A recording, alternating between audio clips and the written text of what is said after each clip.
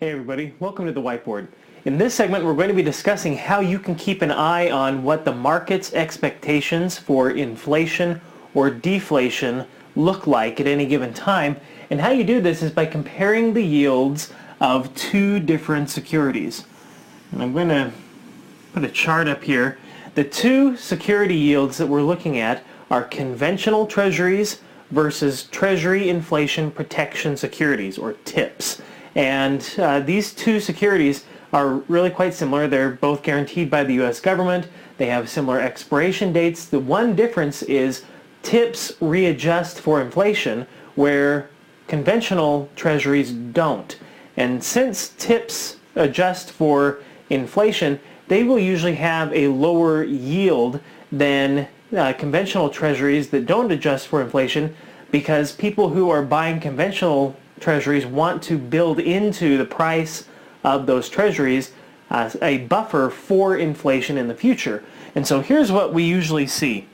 As we are looking at the yields for these two securities, I'm going to draw in first the yield for TIPS. Now, the yield for TIPS is usually down here somewhere, and it is typically lower again than the yield that we see for conventional treasuries, which will be up here. Now, as we look at this, in most cases, the spread between these two yields is our indication for inflation. So, by looking at this spread here, we see what the market's inflation expectations are. And so let's say over here we have a yield of 2%, and up here we have a yield of 5%. Well, the difference in between these two yields right here is 3%. And so that's telling us that the market's expectation for inflation in the future, at least to the point where these two securities that we are measuring when they will mature, the market's expectation of the inflation during that time period is going to be 3%. Now, if this were 4%, then it would tell us that the market's expectation for inflation is 2%. Now, when we head into deflationary periods, what we see is this yield starts to come down here in line with this yield. And so the spread between these two yields right here is very, very small.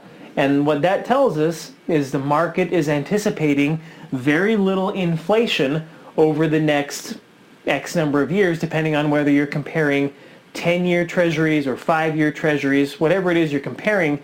That's telling you what the market's expectation for inflation is. And this is where we currently are. We see these two levels are right next to each other, which tells us that the market isn't anticipating a lot of inflation right now. Now, if this line for the conventional treasuries were to drop below this level for TIPS, that would tell us that the market is anticipating a lot of deflation. It's not there yet.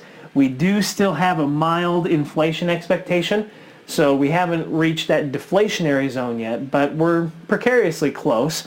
But what we want to see in the future, and what the Fed is hoping for, is a nice stable rate of inflation, because typically some inflation means that the economy is growing, and the Fed is usually looking for a rate of somewhere around 2%, maybe 2.5% in this spread here to indicate that yes, the economy is growing at a nice clip for us, but inflation hasn't gotten out of control.